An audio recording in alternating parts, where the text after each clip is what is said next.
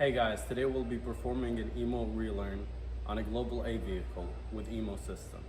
On these vehicles, the 30-minute relearn do not work anymore. Plug in the OBD tool, download the AUTO101 PRO App, click on GM Tools. To start the IMMO Relearn process, first thing you have to do is click on Get Info and put the ignition on the on position. Make sure your battery voltage is okay and your vehicle security system is IMMO. Second step is click on IMMO Relearn and enter in the 4-digit code that you receive with your module order. The IMMO Relearn instructions is right there. Follow it on the app.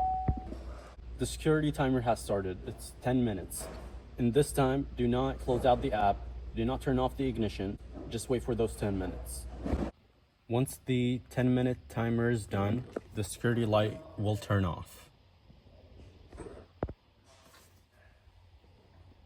Turn the ignition off. Open the driver door. Close it. Wait 45 seconds, then turn the ignition on. Now start the engine. Click OK.